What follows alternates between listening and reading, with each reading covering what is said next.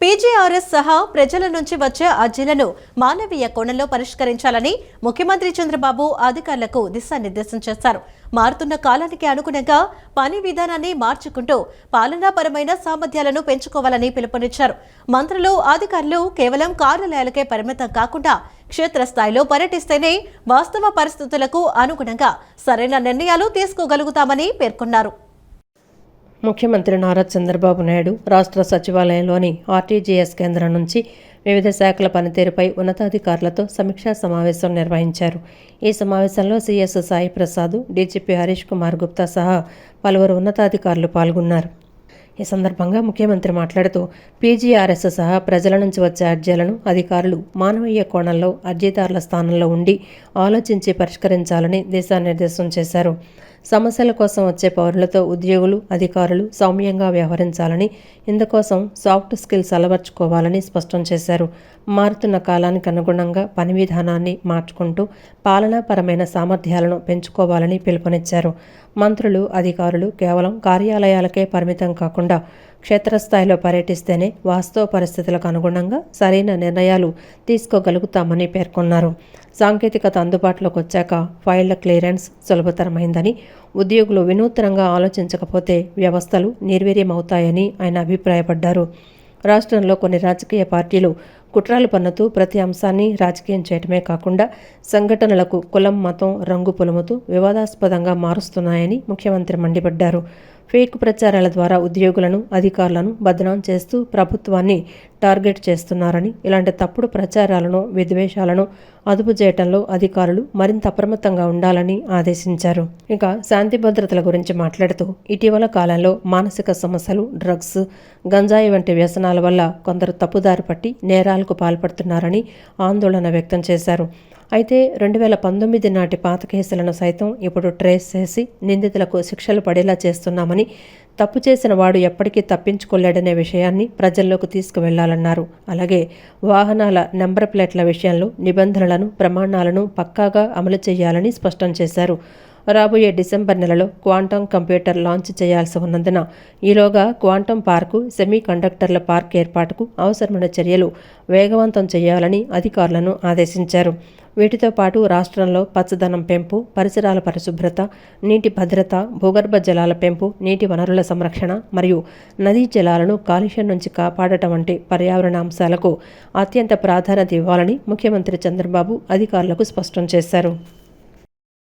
ముఖ్యమంత్రి నారా చంద్రబాబు నాయుడు విజన్ 2047 లక్ష్యంగా తమను పరుగులు పెట్టిస్తున్నారని, ఆ లక్ష్యాన్ని చేరుకోవటానికి తనకు కేటాయించిన విద్యాశాఖ, ఐటీ శాఖలు రెండూ అత్యంత కీలకమైనవని రాష్ట్ర మంత్రి నారా లోకేష్ అన్నారు. చంద్రబాబు నాయుడు ఆశయాలు, విజన్ కు అనుగుణంగా తాము పూర్తి స్థాయిలో శ్రమిస్తున్నట్లు తెలిపారు. తన గత 10 ఏళ్ల రాజకీయ జీవితంలో ఎన్నో కష్టాలను, విజయాలను చూశానని, వాటన్నింటినీ సమానంగా స్వీకరిస్తూ వాటి నుంచి ఎంతో నేర్చుకున్నారని నారా లోకేష్ పేర్కొన్నారు. ఢిల్లీ వేదికగా జరిగిన రిపబ్లిక్ టీవీ సమ్మిట్ 2026లో ఆంధ్రప్రదేశ్ ఐటీ, ఎలక్ట్రానిక్స్, విద్యాశాఖ మంత్రి నారా లోకేష్ పాల్గొని రాష్ట్ర అభివృద్ధి, భవిష్యత్తు ప్రణాళికలపై కీలక వ్యాఖ్యలు చేశారు. ముఖ్యమంత్రి నారా చంద్రబాబు నాయుడు నేతృత్వంలోని కూటమి ప్రభుత్వం రాష్ట్ర రూపురేఖలను మార్చేందుకు అత్యంత వేగంగా అడుగులు వేస్తోందని ఆయన స్పష్టం చేశారు. 2047 నాటికి ఆంధ్రప్రదేశ్ను $2.4 ట్రిలియన్ ఆర్థిక వ్యవస్థగా మార్చడమే ముఖ్యమంత్రి చంద్రబాబు నాయుడు ప్రధాన విజన్ అని లోకేష్ వెల్లడించారు. ఈ లక్ష్యాన్ని సాధించేందుకు 5 ఏళ్లలో 20 లక్షల ఉద్యోగాల సృష్టి ధ్యేయంగా ప్రభుత్వం అహర్నిశలు శ్రమిస్తోందని చెప్పారు. పెట్టుబడులను ఆకర్షించడంలో దేశంలోని ఇతర రాష్ట్రాలకు ఏపీ 3S ఫార్ములాను అందిస్తోందని పేర్కొన్నారు. ముఖ్యమంత్రి చంద్రబాబు నాయుడు అత్యంత వేగంగా పనులు పూర్తి కావాలని కోరుకునే ఒక స్పీడ్ బాస్. ఆయన వేగానికి తగ్గట్టుగానే యంత్రాంగం పనిచేస్తోంది. ప్రస్తుతం దేశంలోకి వస్తున్న మొత్తం విదేశీ పెట్టుబడులలో 25% వాటా ఒక ఆంధ్రప్రదేశ్కే వస్తూ ఉండడం తమ ప్రభుత్వ సమర్థతకు నిదర్శనమని లోకేష్ ప్రకటించారు. కేంద్ర ప్రభుత్వం ఇచ్చే నిధులు కేవలం ప్రారంభం మాత్రమేనని, అమరావతి ఒక సెల్ఫ్ ఫైనాన్సింగ్ ప్రాజెక్ట్ అని స్పష్టం చేశారు. ప్రస్తుతం 60,000 కోట్ల నిధుల సమీకరణతో అమరావతిని ప్రపంచ స్థాయి నగరంగా నిర్మిస్తున్నట్లు తెలిపారు. ప్రధాని నరేంద్ర మోదీకి ఇచ్చిన మాట ప్రకారం 2028 నాటికల్లా అమరావతి కోర్ క్యాపిటల్ భవనాలను సిద్ధం చేస్తామన్నారు. ఢిల్లీ రాజకీయాల్లో ఏపీ ప్రాధాన్యతను ప్రస్తావిస్తూ ప్రస్తుత కేంద్ర ప్రభుత్వ కూటమిలో ఏపీ నుంచి ఎక్కువ మంది ఎంపీలు ఉండటం వల్ల దేశ రాజధానిలో ఏపీ గొంతు ఎంతో బలంగా వినపడుతోందని లోకేష్ అన్నారు. The Honorable Prime Minister Shri Narendra Modi ji was very kind enough to host me. And I've understood his vision. I've understood what he wants states to deliver. Today, to be very honest, the central government is creating world-class policies. Policies where in other countries they are unable to do. He's able to give us vision, direction and guidance. But he's looking at states to execute. And today Andhra Pradesh is taking that opportunity, is running faster than any other state. And therefore we are getting rewarded for it. It's as simple as that. See, if other states are sleeping and I'm going to the Raksha Mantri and saying that I heard you're having a project and please come to Andhra Pradesh, obviously he's going to choose us because we have the land ready. 37 days, 600 acres delivered to Government of India, 0 rupees taken by the state. So that is the speed, and the Honorable Prime Minister is looking at states that are going to run. He's saying you guys compete. And that's what I believe. When states compete, India wins. Saying that even Amravati is a great example of it. They gave the startup capital. The Government of India gave 12 or 13,000 crores of startup capital to get the project going. But that was just the beginning. We raised money. It's a self-financing project. It's going to be a world-class city that India has not seen. We are building infrastructure that will make every Indian proud and say, yes, we are no longer going to talk about cities in different parts of the world. We are going to talk about this city called Amravati in India, built by world-class, designed by world-class architects, where knowledge gets transferred to our architects, and we can go about. రైతులకు అవసరమైన ఎరువులనే అందించాలని urea లేదా డీఏపీతో పాటు ఇతర complex ఎరువులను బలవంతంగా అంటగట్టే విక్రయాలను తక్షణమే ఆపాలని వ్యవసాయ శాఖ మంత్రి కింజరాపు అచ్చెన్నాయుడు ఆదేశించారు. కౌలు రైతులు, ఆండ్రాయిడ్ ఫోన్లు లేని రైతులకు ఎరువుల పంపిణీలో ఎలాంటి ఇబ్బందులు రాకూడదని సూచించారు. ఎరువులను ప్రభుత్వం నిర్ణయించిన ఎంఆర్పీ ధరలకే విక్రయించాలని డీలర్లను ఆదేశించిన మంత్రి ఒకవేళ అంతకంటే ఎక్కువ ధరకు అమ్మితే కఠిన చర్యలు తప్పవని హెచ్చరించారు. ఖరీఫ్ 2026 సీజన్కు సంబంధించి ఎరువుల లభ్యత, పంపిణీపై సచివాలయంలో వ్యవసాయ శాఖ అధికారులు, ఎరువుల కంపెనీ ప్రతినిధులు, అసోసియేషన్ సభ్యులతో రాష్ట్ర వ్యవసాయ శాఖ మంత్రి కింజరాపు అచ్చెన్నాయుడు ఉన్నత స్థాయి సమీక్షా సమావేశం నిర్వహించారు. ఈ సందర్భంగా మంత్రి మాట్లాడుతూ రైతులకు అవసరమైన ఎరువులనే అందించాలని, యూరియా లేదా డీఏపీతో పాటు ఇతర కాంప్లెక్స్ ఎరువులను బలవంతంగా అంటగట్టే విక్రయాలను తక్షణమే ఆపాలని ఆదేశించారు. ఒకవేళ ఎరువుల అమ్మకాల్లో రైతులను ఇబ్బంది పెడితే డీలర్లపై క్రిమినల్ కేసులు నమోదు చేయడంతో పాటు సదర్ కంపెనీలపై కూడా కఠిన చర్యలు తీసుకుంటామని ఆయన హెచ్చరించారు.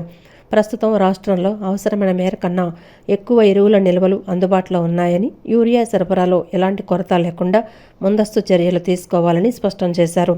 ముఖ్యంగా కౌలు రైతులు, ఆండ్రాయిడ్ ఫోన్లు లేని రైతులకు ఎరువుల పంపిణీలో ఎలాంటి ఇబ్బందులు రాకూడదని మంత్రి అధికారులకు సూచించారు.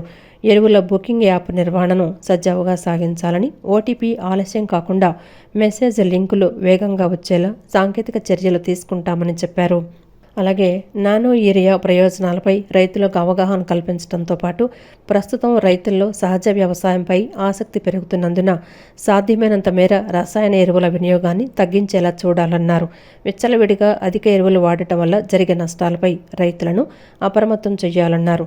ఎరువులను ప్రభుత్వం నిర్ణయించిన ఎంఆర్పీ ధరలకే విక్రయించాలని డీలర్లను ఆదేశించిన మంత్రి ఒకవేళ అంతకంటే ఎక్కువ ధరకు అమ్మితే కఠిన చర్యలు తప్పవని హెచ్చరించారు.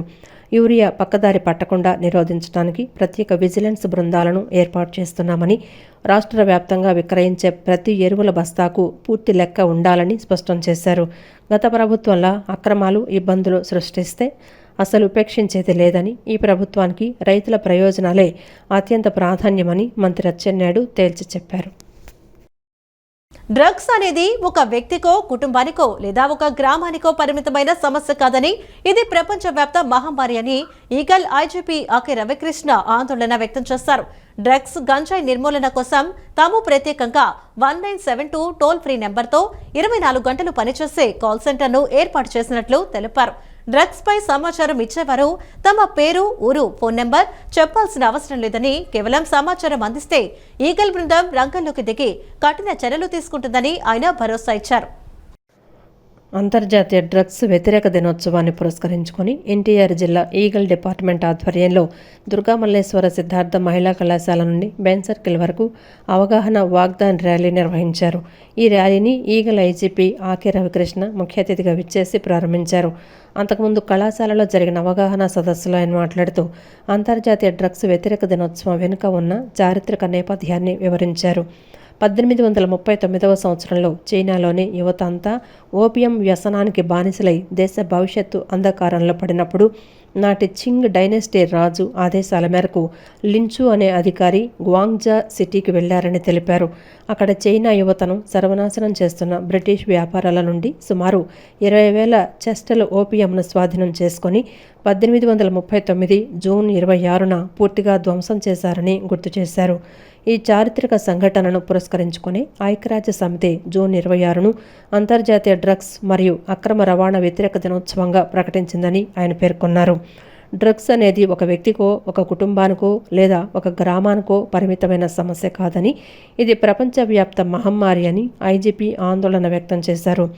గంజాయి, కొకైన్, LSD, మెత్ వంటి సింథటిక్ డ్రగ్స్ యువతను పతనానికి తీసుకువెళ్తున్నాయని, ఏ విద్యార్థి కూడా పొగాకు, మద్యం, గంజాయి వంటి వ్యసనాల బారిన పడకూడదని హితవు పలికారు.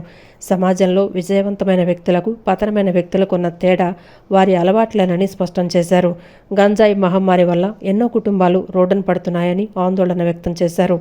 డ్రగ్స్, గంజాయి నిర్మూలన కోసం తాము ప్రత్యేకంగా 1972 టోల్ ఫ్రీ నంబర్తో 24 గంటలు పనిచేసే కాల్ సెంటర్ను ఏర్పాటు చేసినట్లు ఐజీపీ తెలిపారు. త్వరలోనే ప్రత్యేక వెబ్సైటు, అనామక యాప్స్ తీసుకురాబోతున్నామని వెల్లడించారు.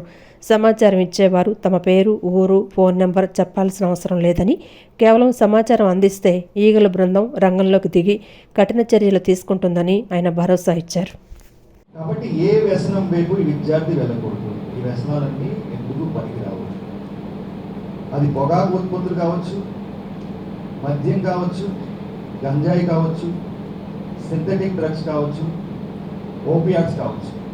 వీటి జోలికి విద్యార్థులు వెళ్ళకూడదు. దేశంలో కానీ ప్రపంచంలో కానీ విజయవంతమైన మీరు ఎవరినైనా గమనించండి, వాళ్ళకి రెండు అలవాట్లు ఉంటాయి. మంచి అలవాట్లు, చెడు అలవాట్లు. ఎవరైతే చెడు అలవాట్లు ఉంటాయో వాళ్ళు ఏదో రోజు పతనం అవుతారు. ఈరోజు మంచిగా కనిపించచ్చు, కానీ ఆ వ్యసనం అతన్ని పతనాన్ని తీసుకెళ్తుంది. మేము ఈగల్ ప్రారంభించినప్పుడు ఈగల్ టోల్ ఫ్రీ నెంబర్ 197 ఒక కాల్ సెంటర్ ప్రారంభించాం. 24 గంటలు పనిచేస్తుంది ఈ కాల్ సెంటర్. మీరు కూడా ఎప్పుడైనా ఫోన్ చేయించాలి. ఈ కాల్ సెంటర్ పెట్టినప్పుడు చాలామంది తల్లులు మాకు కాల్ చేయడం మొదలుపెట్టారు. వాళ్ళ అబ్బాయి గురించి, వాళ్ళ అమ్మాయి గురించి. విజయనగరంలో ఒక అమ్మాయి గురించి చెప్పారు. ఆ అమ్మాయి వాళ్ళ తల్లి చెప్పారు, అర్ధరాత్రి ఇంటికి వస్తుంది సార్, ఇన్స్టాగ్రామ్ గ్రూప్లోని వాటిల్లోని ఫ్రెండ్షిప్ చేసి తర్వాత అమ్మాయి ఈ గంజాయి ఫ్రెండ్స్కి బానిస అయిపోయింది. అర్ధరాత్రి 2 గంటలకు ఇంటికి వస్తుంది. నేను ఎందుకు బతుకున్నామో తెలియట్లేదు. అమ్మాయిని ఆపలేకపోయింది. తర్వాత అమ్మాయిని విశాఖపట్నంలోని డిఎడిషన్ సెంటర్ పంపించడం జరిగింది. ఆ అమ్మాయి వాళ్ళ తమ్ముడు 13 సంవత్సరాల తమ్ముడికి కూడా గంజాయి అలవాటు. నా ఆకాంక్ష మనము అవ్వము, స్టబన్గానే ఉంటామని. అదే ఇది ఎందుకంటే to create awareness in the society. ఎవరైనా వీక్ మైండెడ్గా ఉన్న వాళ్ళకి అవేర్నెస్ తీసుకురావడం కోసమే దీన్ని ఈ rally, today's rally and campaign. అందుకని మీరు చదువుకున్న పిల్లలుగా మీకు తెలిసిన వాళ్ళు కుటుంబాల్లో ఎవరైనా కానీ ఈ వీడికి కానీ దేనికన్నా ఎడిక్ట్ అవుతున్నప్పుడు మీరు చక్కగా వారించి కుటుంబంలో చక్కగా తెచ్చుకుంటారని నా ఆకాంక్ష. వైసీపీ నేత దేవినేని అవినాష్ తీరు చూస్తుంటే దెయ్యాలు వేదాలు వల్లిస్తున్నట్లు ఉందని ఎమ్మెల్యే గద్దె రామ్మోహన్ విమర్శించారు. టీడీపీ కార్యాలయంపై దాడి ద్వారా తన ఇమేజ్ పెరిగిందని చెప్పుకున్న అవినాష్ ను ఈ ఎన్నికల్లో ప్రజలు డిపాజిట్లు కూడా రాకుండా ఓడించారని ఎద్దేవా చేశారు. గత ప్రభుత్వం చేసిన అరాచకాల వల్లే తూర్పు నియోజకవర్గంలో ప్రజలు తనకు 50,000 మెజారిటీ ఇచ్చి గెలిపించారని గద్దె స్పష్టం చేశారు. ఆటోనగర్లోని ఎన్టీఆర్ జిల్లా టీడీపీ కార్యాలయంలో ఏర్పాటు చేసిన విలేకరుల సమావేశంలో తూర్పు నియోజకవర్గ ఎమ్మెల్యే గద్దె రామ్మోహన్ రావు, ఎన్టీఆర్ జిల్లా టీడీపీ అధ్యక్షురాలు గద్దె Anuradha, స్వచ్ఛంద్ర corporation chairman Kommareddy పట్టాభిరాములు, YCP నేత దేవినేని అవినాష్ గత జగన్ ప్రభుత్వ వైఖరిపై తీవ్రస్థాయిలో ధ్వజమెత్తారు. ఈ సమావేశంలో ఎమ్మెల్యే గద్దె రామ్మోహన్ రావు మాట్లాడుతూ దేవినేని అవినాష్ తీరు చూస్తుంటే దయ్యాలు వేదాలు వల్లిస్తున్నట్లుందని మండిపడ్డారు. గత 5 ఏళ్ల జగన్మోహన్ రెడ్డి పాలనలో ఎన్నో హత్యలు అఘాయిత్యాలు జరిగినా నోరు మెదపని అవినాష్ ఇప్పుడు పోలీసు వ్యవస్థ, సీఎం పరిపాలన, పవన్ కళ్యాణ్ పనితీరుపై కామెంట్లు చేయటం హాస్యాస్పదమన్నారు. టీడీపీ రాష్ట్ర కార్యాలయంపై దాడి, మాజీ సీఎం ఇంటి ముట్టడి వంటి ఘటనల్లో అవినాష్, అతని అనుచరుల హస్తం ఉన్న వీడియోలు ఇప్పటికీ అందుబాటులో ఉన్నాయని, ఆ దాడుల ద్వారా తన ఇమేజ్ పెరిగిందని చెప్పుకున్న అవినాష్ను ఈ ఎన్నికల్లో ప్రజలు డిపాజిట్లు కూడా రాకుండా ఓడించారని ఎద్దేవా చేశారు. వైసీపీ నేతలు ఊరేగింపుల్లో గంజాయి ప్యాకెట్లు పెట్టుకొని తిరుగుతున్నారని, గత ప్రభుత్వం చేసిన అరాచకాల వల్లే తూర్పు నియోజకవర్గంలో ప్రజలు తనకు 50,000 మెజారిటీ ఇచ్చి గెలిపించారని స్పష్టం చేశారు. పురాతన కాలం నుంచి పెద్దలు సామెత చెబుతారు, దెయ్యాలు వేదాలు ఉల్లిస్తున్నాయని. ఖచ్చితంగా ఆయన బాడీ లాంగ్వేజ్ కానీ, మాట్లాడే తీరు కానీ, ఆయన చూపించే సంస్కారం కానీ ఇవన్నీ కూడా ఆ యొక్క సామెతకి 100% అద్దంలో చూసినట్టు ఉంటుంది. దెయ్యాలు వేదాలు ఉల్లించడం. ఇవాళ పోలీస్ వ్యవస్థ గురించి, ముఖ్యమంత్రి గారు పరిపాలన గురించి, లేదా పవన్ కళ్యాణ్ గారు యొక్క పనితనం గురించి నేను కామెంట్ చేస్తూ ఉన్నారు. జగన్మోహన్ రెడ్డి గారు ముఖ్యమంత్రిగా ఉన్నప్పుడు 5 సంవత్సరాల్లో రాష్ట్రంలో జరిగిన అనేకమైన ఉదంతాల కంటే విజయవాడలో నీ సారథ్యంలో ఏమి జరిగినాయి ఒక్కసారి గుర్తు చేసుకోండి. గత 5 సంవత్సరాల్లో మా అందరికీ దేవాలయమైన రాష్ట్ర పార్టీ కార్యాలయం దాని విజువల్స్ ఇప్పుడు కూడా ఉన్నాయి, వీడియోలు ఉన్నాయి. వాటన్నిటిలో నీ అనుచరులు, వాళ్ళ చరిత్ర, వాళ్ళ బ్యాక్గ్రౌండు ఏ ఒక్కళ్ళకైనా బ్యాడ్ లేకుండా ఉందా ఒకసారి ఒక్కొక్క బొమ్మ చూసి వాళ్ళ యొక్క హిస్టరీ తీయండి, ఎంతమంది మీద ఎన్ని కేసులు ఉన్నాయి. అనంతరం ఎన్టీఆర్ జిల్లా టీడీపీ అధ్యక్షురాలు గద్దె అనురాధ మాట్లాడుతూ ప్రజాస్వామ్యంలో జీవించే హక్కు అందరికీ ఉందని, చట్టాన్ని చేతుల్లోకి తీసుకునే హక్కు ఎవరికీ లేదన్నారు. ప్రతిపక్షాలు నీతిమాలిన విమర్శలు చేస్తున్నాయని, గత ప్రభుత్వ అరాచకాలకు ప్రజలు కేవలం 11 సీట్లతోనే బుద్ధి చెప్పారని గుర్తు చేశారు. ముంబై నటిని హింసించిన తీరు, చంద్రబాబు నాయుడు ఇంటిపై కర్రలతో దాడులు, డాక్టర్ సుధాకర్ను చిత్రహింసలకు గురి చేయటం, అమర్నాథ్ గౌడ్ మరణానికి కారణమవడం, ఒక పోస్టు పెట్టినందుకు రంగనాయకమ్మను 5 ఏళ్ల పాటు వేధించడం వంటి ఘటనలను ఆమె ప్రస్తావించారు. టీడీపీ నేత పట్టాభి కుటుంబాన్ని తీవ్రంగా హింసించారని ఆరోపించారు. సాయికృష్ణ కుటుంబానికి సీఎం చంద్రబాబు నాయుడు అండగా ఉంటామని హామీ ఇచ్చారని ఆమె పేర్కొన్నారు. ఆ విధంగా చట్టం అనేది తన పని తను చేసుకెళ్తుంది.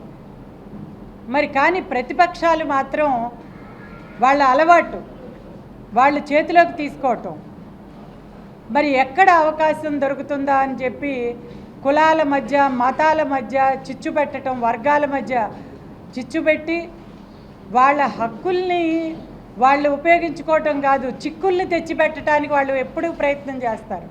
దానికి మనం గత 5 సంవత్సరాల్లో వాళ్ళు చేసిన ప్రభుత్వమే చేసిన నేరాలు, ఘోరాలు ఇవాళ ప్రజలందరూ చూశారు. కాబట్టి వాళ్ళని 11 సీట్లకి పరిమితం చేశారు.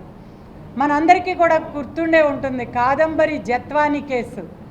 ముంబై నుంచి ఆవిడ్ని ఎన్ని రకాలుగా మరి ఇక్కడికి విజయవాడ తీసుకొచ్చి నెల రోజుల పాటు జైల్లో పెట్టి ఎన్ని విధాలుగా ఒక మహిళని హింసించారో ప్రజలందరూ కూడా విన్నారు.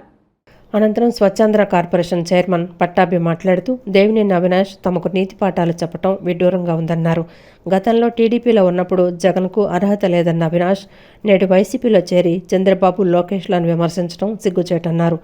వైజాగ్ డ్రగ్స్ కేసులో రెడ్ హ్యాండెడ్గా దొరికిన కొండారెడ్డిపై గత ప్రభుత్వం ఎలాంటి చర్యలు తీసుకోలేదని, పోలీస్ స్టేషన్లను టార్చర్ సెల్స్గా మార్చి రఘురామకృష్ణరాజును వేధించారని దుయ్యపట్టారు. ఎంతమందిని బలి తీసుకున్నారండి? ఆ రోజున అబ్దుల్ సలాం కుటుంబం మొత్తం కూడా రైలు పట్టాలపైన పడుకోవాల్సినటువంటి పరిస్థితి దేనికొచ్చింది? ఆ రోజున పోలీసు వ్యవస్థని మీ గుప్పట్లో పెట్టుకొని, కొంతమంది పోలీసు అధికారులను అడ్డం పెట్టుకొని మీరు చేసినటువంటి హింసకి, మీరు చేసినటువంటి దుర్మార్గాలకి ఒక మైనారిటీ కుటుంబం మొత్తం బలైపోయింది. ఇది వాస్తవం కాదా? అబ్దుల్ సలాం కుటుంబం ఆత్మహత్య చేసుకోవడానికి ఆ రోజున మీ పరిపాలనలో ఉన్నటువంటి పోలీస్ శాఖ చేసినటువంటి దురాగతాలకి కారణం కాదా? డ్రైవర్ సుబ్రహ్మణ్యం, ఇవాళ మీరు మాట్లాడుతూ ఉన్నారు దళితుల గురించి, దళిత బిడ్డల గురించి. డ్రైవర్ సుబ్రహ్మణ్యాన్ని చంపి డోర్ డెలివరీ చేసిన రోజున ఎక్కడ దాక్కున్నావా నువ్వు? టీటీడీతో పాటు అన్ని దేవాలయాలను ప్రక్షాళన చేయడంతో పాటు వైదికంగా ముందుకు తీసుకువెళ్లటమే సీఎం చంద్రబాబు లక్ష్యమని మంత్రి ఆనం రామనారాయణ రెడ్డి చెప్పారు. ఆధ్యాత్మిక సనాతన పరిరక్షణ కేంద్రాలుగా అనేక ఆలయాలను తీసుకువచ్చామని తెలిపారు. ఆదాయం తక్కువ ఉన్న ఆలయాల్లో దీపం వెలిగించే పరిస్థితి నాడు లేదని, దీంతో ఆయా ఆలయాల జీర్ణోద్ధరణకు ప్రతి నెల 10,000 రూపాయలు ఇస్తున్నట్లు చెప్పారు. రాష్ట్రంలో ఎన్డీఏ కూటమి ప్రభుత్వం అధికారంలోకి వచ్చిన 2 ఏళ్లలోనే దేవాదాయ ధర్మాదాయ శాఖను సంపూర్ణంగా ప్రక్షాళన చేసి ఏపీని నూతన ఆధ్యాత్మిక కేంద్రంగా తీర్చిదిద్దామని రాష్ట్ర దేవాదాయ శాఖ మంత్రి ఆనం రామనారాయణ రెడ్డి ప్రకటించారు. గత వైసీపీ ప్రభుత్వ 5 ఏళ్ల అస్తవ్యస్త పాలనలో ఒక్క విభాగానికి కూడా అధిపతి లేకుండా దేవాదాయ శాఖను నిర్వీర్యం చేశారని, లడ్డూ ప్రసాదం కల్తీ, రామతీర్థం, అంతర్వేది రథం దహనం వంటి అపచారాల చీకటి రోజుల నుంచి ఆలయాలను విముక్తం చేసి భక్తులలో నమ్మకాన్ని, విశ్వాసాన్ని 100% పెంపొందించామని ఆయన స్పష్టం చేశారు. సచివాలయంలో ఏర్పాటు చేసిన ఉన్నత స్థాయి మీడియా సమావేశంలో మంత్రి ఆనం రామనారాయణ రెడ్డి శాఖాపరమైన 2 ఏళ్ల సుపరిపాలన ప్రగతి, కోట్ల విలువైన ఆలయ భూముల సంరక్షణ, ఉద్యోగాల భర్తీ మరియు 2027 ప్రతిష్టాత్మక గోదావరి పుష్కరాల రోడ్ మ్యాప్తో కూడిన సమగ్ర నివేదికను విడుదల చేశారు. తన 4.5 దశాబ్దాల రాజకీయ జీవితంలో దేవాలయాల సంక్షేమానికి ఏ రాజకీయ పార్టీ కూడా ప్రత్యేకంగా ఎన్నికల ప్రణాళికను రూపొందించిన దాఖలాలు తాను చూడలేదని మంత్రి ఆనం రామనారాయణ రెడ్డి గుర్తు చేశారు. కానీ నేటి కూటమి ప్రభుత్వం మేనిఫెస్టోలోనే దేవాదాయ శాఖకు ప్రత్యేక స్థానం కల్పించి 11 ధార్మిక హామీలను ఇచ్చిందని, అందులో 10 హామీలను జీవోలతో సహా 100% అమలు చేసి చెప్పిన మాట నెరవేర్చుకున్నామని ఆయన ప్రకటించారు. 50,000 కంటే తక్కువ ఆదాయం ఉన్న చిన్న ఆలయాల ధూపదీప నైవేద్యాల నిధులు 10,000కు పెంచుతామన్న హామీ మేరకు ప్రస్తుతం రాష్ట్ర వ్యాప్తంగా 6,137 ఆలయాల అర్చకుల బ్యాంకు ఖాతాల్లో ప్రతి నెల నేరుగా నగదు జమ చేస్తున్నట్లు మంత్రి తెలిపారు. అలాగే ఎంతో నియమనిష్టలతో వేద సంస్కృత విద్యను అభ్యసించిన పండితుల గౌరవ వేతనాన్ని 10,000 నుండి ఏకంగా 15,000కు పెంచామని, దీనివల్ల ప్రస్తుతం 188 మంది వేద పండితులకు తక్షణ లబ్ధి చేకూరుతోందని స్పష్టం చేశారు. వేదం చదివిన యువతకు ఆలయాల్లో ఉపాధి కల్పించి సనాతన సాంప్రదాయాలను రెగ్యులరైజ్ చేయడానికి ప్రణాళికలు సిద్ధం చేశామన్నారు. దాదాపుగా 2026లో జనవరి 26 నుంచి మొదలు పెడితే 840 లావాదేవీలతో మనమిత్ర వాట్సాప్లో మే 26 నాటికి 1,93,000 లావాదేవీలని విజయవంతం నమోదు చేసింది. 4,29,000 విజయవంతమైనటువంటి లావాదేవీలు నమోదు కావడం డిజిటల్ సిస్టంలో దేవాలయ సేవలపై ప్రజలకు ఉన్న విశ్వాసం ఇవాళ మనకి నిదర్శనంగా నిలబడుతుంది. దేవాలయ రికార్డులు, భూముల రికార్డులు, ఆస్తుల యొక్క రికార్డులు, పత్రాలు అన్నీ కూడా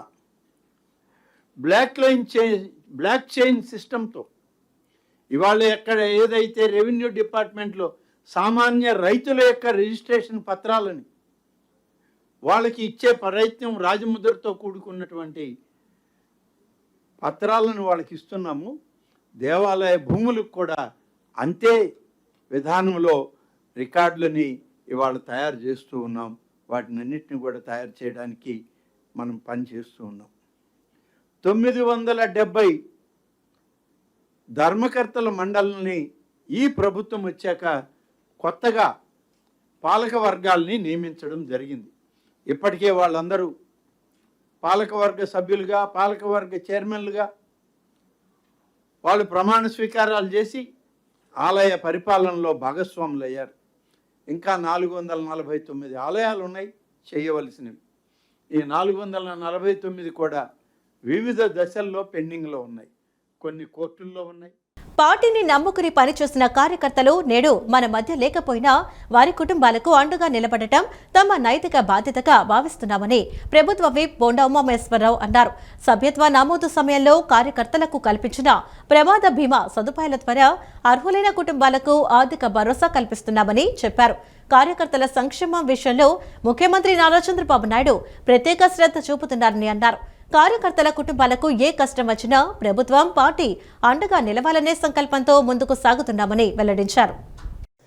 విజయవాడ సింగనగర్లోని సెంట్రల్ నియోజకవర్గ ఎమ్మెల్యే కార్యాలయంలో తెలుగుదేశం పార్టీ కార్యకర్తల సంక్షేమ నిధి ఆధ్వర్యంలో ప్రమాద బీమా చెక్కుల పంపిణీ కార్యక్రమం ఘనంగా నిర్వహించారు. ఈ కార్యక్రమంలో ప్రభుత్వ విప్ సెంట్రల్ నియోజకవర్గ ఎమ్మెల్యే బోండా ఉమామహేశ్వరరావు పాల్గొన్నారు. ప్రమాదవశాత్తు మరణించిన 21 మంది తెలుగుదేశం పార్టీ కార్యకర్తల కుటుంబాలకు ఒక్కొక్కరికి ₹1,00,000 చొప్పున మొత్తం 21 లక్షల ప్రమాద బీమా చెక్కులను అందజేశారు. ఈ సందర్భంగా బోండా ఉమ మాట్లాడుతూ తెలుగుదేశం పార్టీ అనేది కేవలం రాజకీయ పార్టీ మాత్రమే కాదని, కార్యకర్తలను కుటుంబ సభ్యులుగా భావించే పార్టీ అని అన్నారు. పార్టీ జెండాను భుజాన మోసి తెలుగుదేశం పార్టీ విజయాల కోసం జీవితాంతం కష్టపడిన కార్యకర్తల సేవలను ఎప్పటికీ మర్చిపోలేమని పేర్కొన్నారు. కార్యకర్తల సంక్షేమం విషయంలో ముఖ్యమంత్రి నారా చంద్రబాబు నాయుడు ప్రత్యేక శ్రద్ధ చూపుతున్నారన్నారు.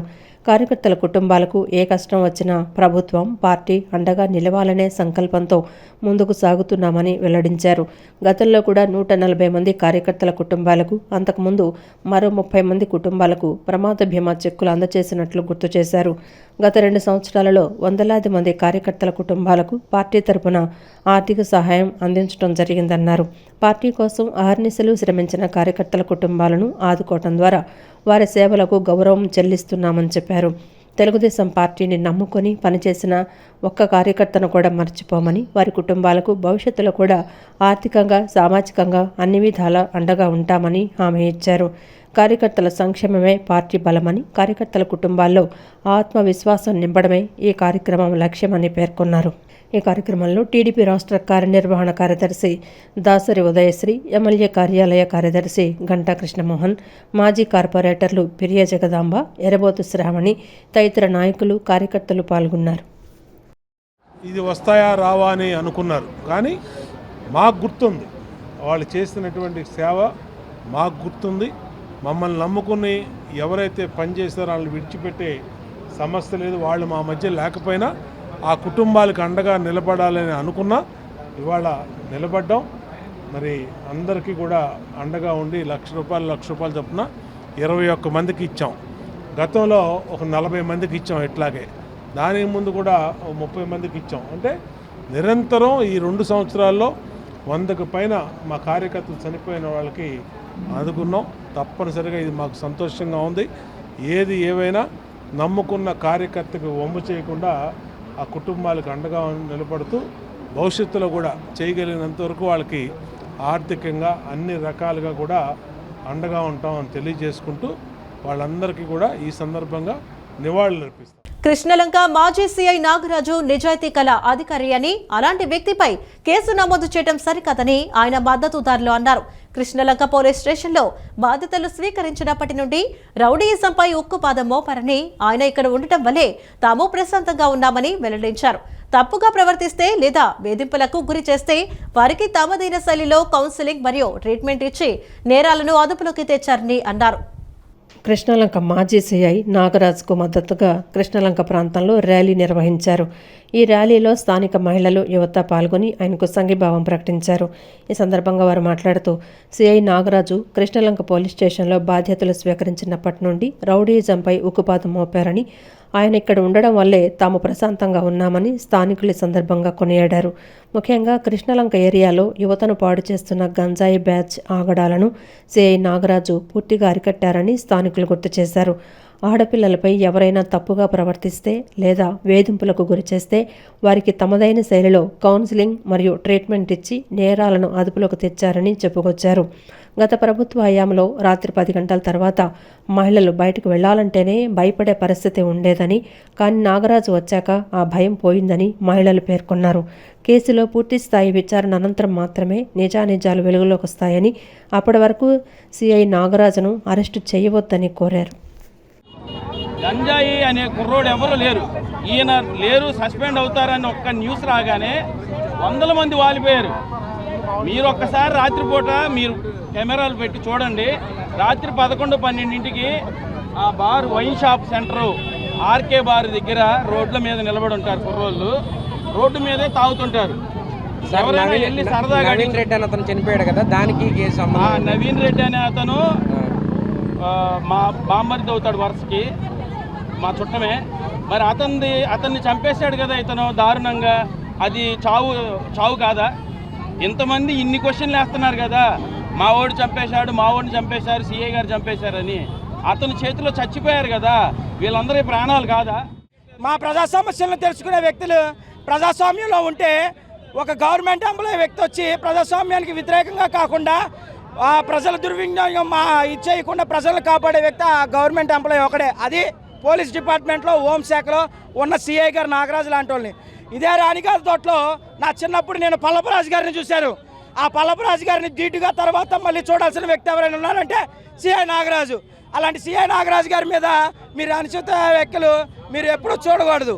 అందుకనే మీరు ఖచ్చితంగా తగిన న్యాయం చేకూర్చాలని మేము ప్రభుత్వానికి డిమాండ్ చేస్తున్నాం. ప్రజల తరపున ఉండేదే గోండాల ప్రభుత్వంలే, దానికి మించి మా మాట గొడ్డల పార్టీ కాబట్టి గొడ్డల తలహారులోనే మీరు నిన్న కూడా ఇచ్చేశారు.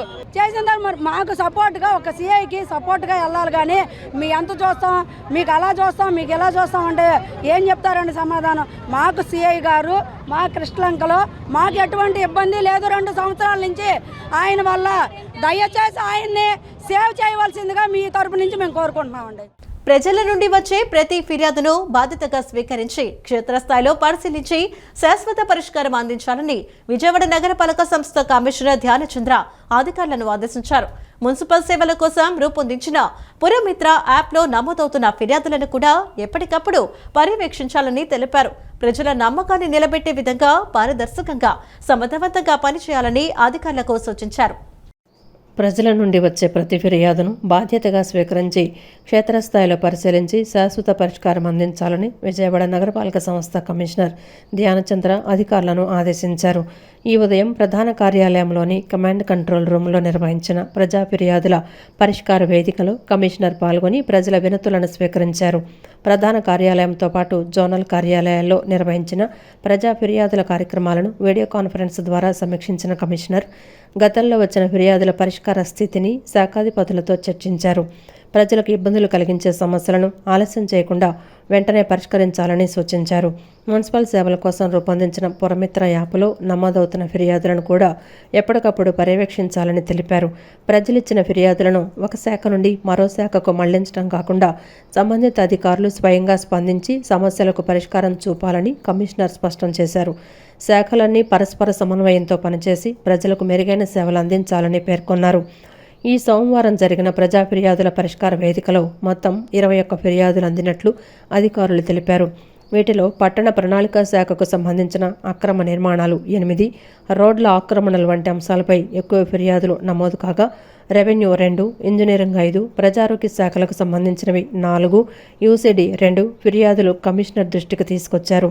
ప్రతి ఫిర్యాదును అధికారులు స్వయంగా పరిశీలించి ప్రజలకు స్పష్టమైన మరియు శాశ్వత పరిష్కారం అందించే విధంగా చర్యలు తీసుకుంటామని కమిషనర్ ధ్యానచంద్ర తెలిపారు. ప్రజల నమ్మకాన్ని నిలబెట్టే విధంగా పారదర్శకంగా సమర్థవంతంగా పనిచేయాలని అధికారులకు సూచించారు.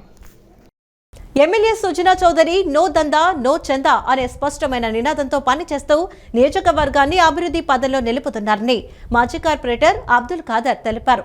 ప్రజలు ఎక్కడా రూపాయి లంచం ఇవ్వాల్సిన అవసరం లేకుండా చట్టబద్ధంగా పనులు జరిగేలా చూస్తున్నామన్నారు. ప్రజల సమస్యలను ఎమ్మెల్యే సుజనా చౌదరి నేతృత్వంలో సమస్యలను తక్షణమే క్షేత్రస్థాయిలోనే పరిష్కరిస్తున్నట్లు ఆయన వెల్లడించారు. పశ్చిమ నియోజకవర్గ ఎమ్మెల్యే సుజనా చౌదరి ఆదేశాల మేరకు భవానీపురంలోని ఎన్డీఏ కార్యాలయంలో ప్రజా దర్బార్ నిర్వహించారు. ప్రజా సమస్యలను సత్వరమే పరిష్కరించడమే లక్ష్యంగా జరిగిన ఈ కార్యక్రమంలో ప్రజలు పెన్షన్లు, రేషన్ కార్డులు, త్రాగునీరు, ఇళ్ల పట్టాలు, వైద్య సహాయం వంటి వివిధ సమస్యలపై పెద్ద ఎత్తున అర్జీలను అధికారులకు, నాయకులకు అందజేశారు. ఈ సందర్భంగా మాజీ కార్పొరేటర్ అబ్దుల్ ఖాదర్ మాట్లాడుతూ నియోజకవర్గంలోని ప్రజల సమస్యలను పరిష్కరించేందుకు శాసనసభ్యులు సుజనా చౌదరి ఒక ప్రత్యేక యంత్రాంగాన్ని ఏర్పాటు చేశారని తెలిపారు. 22 డివిజన్లలో సుజనా మిత్ర కోఆర్డినేటర్లను నియమించి వారి ద్వారా నీటి సమస్య, రోడ్లు, డ్రైనేజీ, వీధి దీపాల వంటి స్థానిక సమస్యలను తక్షణమే క్షేత్రస్థాయిలోనే పరిష్కరిస్తున్నట్లు వివరించారు. అక్కడ పరిష్కారం కాని సమస్యలను శాసనసభ కార్యాలయ కార్యదర్శి శ్రీధర దృష్టికి తీసుకువెళితే వెంటనే చర్యలు తీసుకుంటారని పేర్కొన్నారు. ఇళ్ల పట్టాలు, పెన్షన్ల వంటి రాష్ట్ర ప్రభుత్వ పరిధిలోని అంశాలను కూడా ఎమ్మెల్యే దృష్టికి తీసుకువెళ్లి త్వరలోనే పరిష్కారం అయ్యేలా కృషి చేస్తామని అర్జీదారులకు భరోసా ఇచ్చారు. నియోజకవర్గంలో అవినీతి రహిత పరిపాలన అందిస్తున్నామని ఎమ్మెల్యే సుజనా చౌదరి నో దందా నో చందా అనే స్పష్టమైన నినాదంతో పనిచేస్తున్నారని అబ్దుల్ ఖాదర్ కొనియాడారు. ప్రజలు ఎక్కడా రూపాయి లంచం ఇవ్వాల్సిన అవసరం లేకుండా చట్టబద్ధంగా పనులు జరిగేలా చూస్తున్నామన్నారు. దీంతోపాటు ఎమ్మెల్యే తన సొంత నిధులు సిఎస్ఆర్ ఫండ్స్ 25 నుంచి 30 లక్షల వ్యయంతో భవానీపురం కబేళా ప్రాంతంలోని ఉర్దూ జూనియర్ కాలేజీలో 4 ల్యాబులను ఏర్పాటు చేస్తారని తెలిపారు. పేద ప్రజల ఆరోగ్యం కోసం 2 మొబైల్ హెల్త్ వ్యాన్ల ద్వారా ఉచితంగా బ్లడ్ టెస్టులు, ఎక్స్రే, ఈసీజీ, ఆర్థో, డెంటల్ పరీక్షలు అందిస్తున్నట్లు వెల్లడించారు. వారు చాలా స్పష్టంగా నో దందా నో చందా పేరుతో వారు ఎన్నికైన మరుసటి రోజు నుంచే నో చందా నో దందా అనే ఒక నినాదంతో ఈ కాన్స్టిట్యున్సీలో ఎవరికి మీరు చందాలు ఇవ్వటం కానీ లంచాలు ఇవ్వటం కానీ చేయకూడదు. మీకు ఎటువంటి పని అయినా లీగల్గా జరిగే పనిని మేము అధికారులకి చెప్పి వాళ్ళతో పని చేయించడానికి మేము ఎప్పుడు ముందుంటాం తప్ప మీరు ఎక్కడ డబ్బుకి అసలు ఆస్కారం ఇవ్వద్దని కూడా వారికి చెప్పడం జరిగింది. దానికి తగ్గట్టుగానే ఇక్కడ పని జరుగుతూ ఉంది.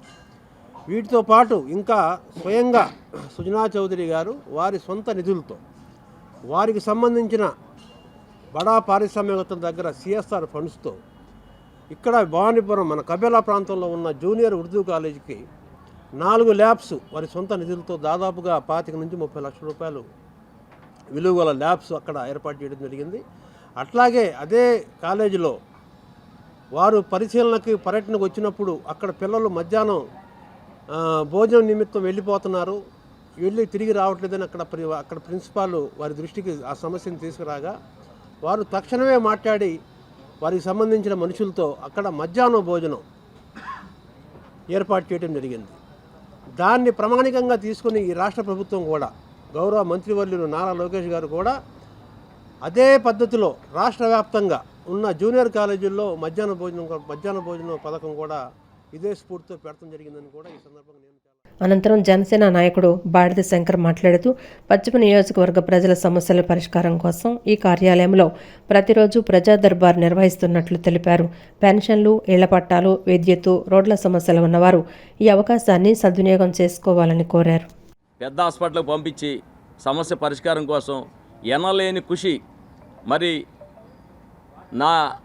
నాకున్న పరిస్థితిలో నేను 30-35 సంవత్సరాల నుంచి ఈ రాజకీయాల్లో ఉన్నా. ఇట్లాంటి పరిస్థితి ఏ రోజు కూడా ఈ శాసనసభలో మా నియోజకవర్గంలో ఎప్పుడు నేనైతే చూడలేదు. మరి ఈ సద్వినియోగాన్ని మనం అందరం కూడా వారికి సహకరించి మీరందరూ కూడా మీకు ఏదైనా సమస్య ఉంటే కార్యాలయానికి వచ్చి చెప్పుకొని మళ్ళీ రావాలి మీ సమస్యను పరిష్కరించుకోవడం కోసం.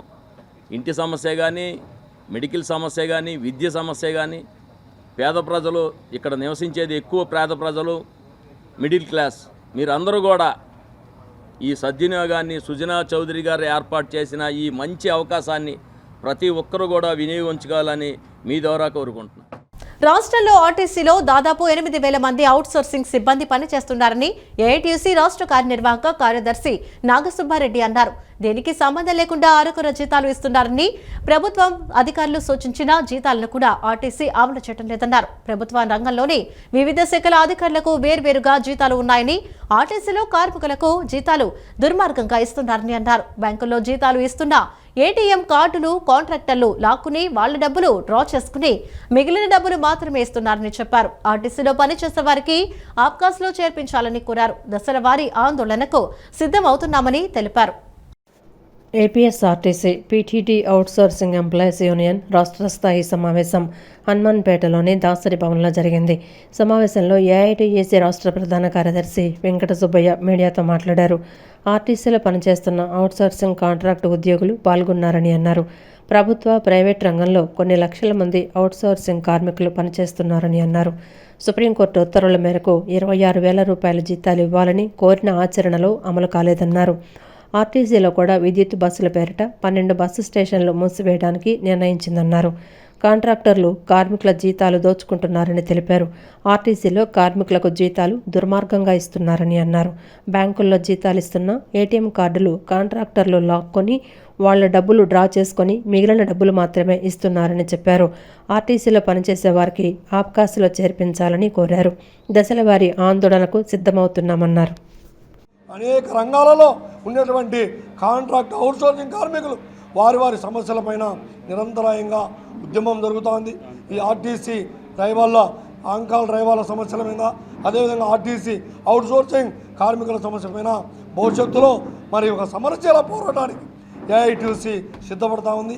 ఆ మేరకు ఈ సమావేశంలో నిర్ణయాలు తీసుకుంటాం.